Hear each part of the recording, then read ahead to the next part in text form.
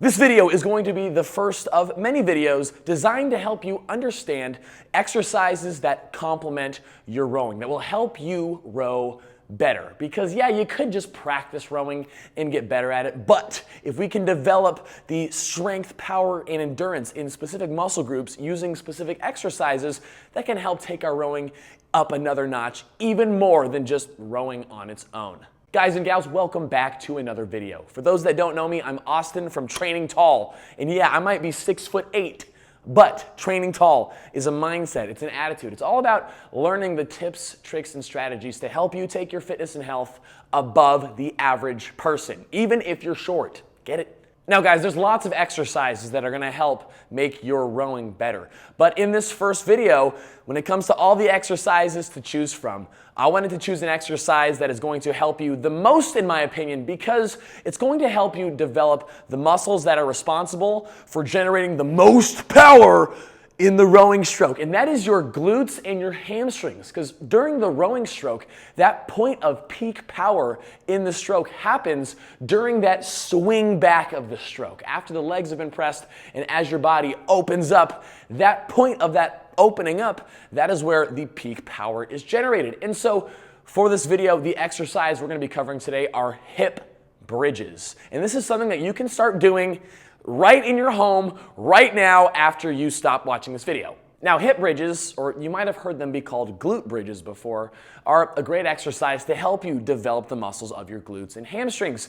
Now, if we can explore the different aspects of how we can train muscles as far as developing strength, power, and endurance, well, that can translate to all aspects of our rows. Whether you primarily row for long duration or working on short sprinty rows, we can cover all of that by working with the glute bridge in a few different ways.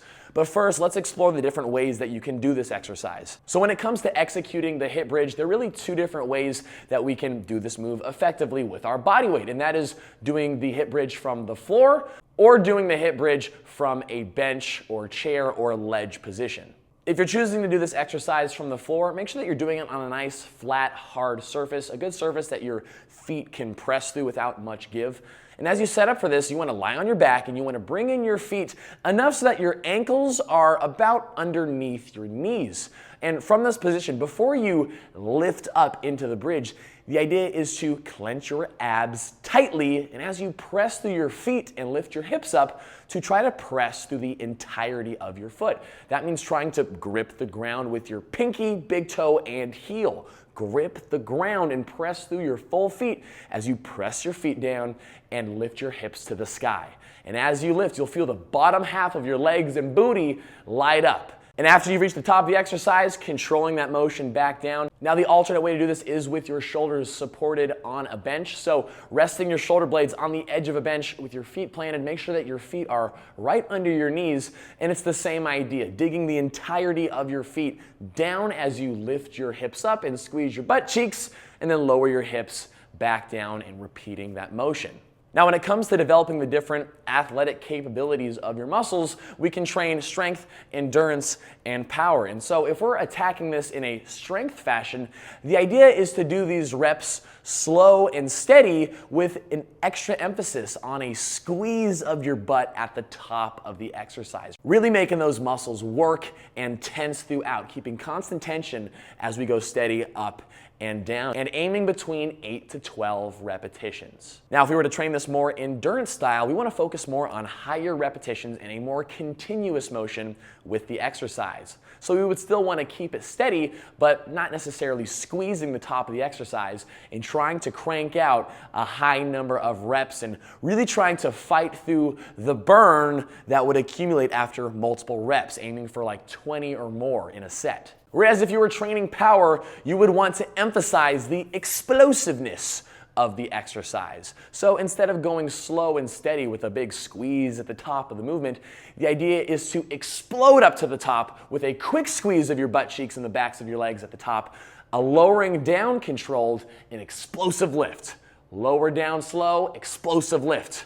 And that power training is really going to help you translate to those short, quick, explosive rows like 100, 200, 300 meters, whereas the more strength and endurance style of rep training is going to help you with your longer rows. And if we want to truly maximize the gains we can get from this exercise, it's important to train all three of those modalities: strength, power, and endurance. That way you can develop well-rounded booty fitness. So I would recommend doing this exercise 3 times per week, potentially 3 sets of the strength focus on one day, 3 sets of the power focus between 10 and 12 reps on another day, and then on a separate day, 3 sets of the endurance style repetitions, working more higher reps, more overall muscle burn.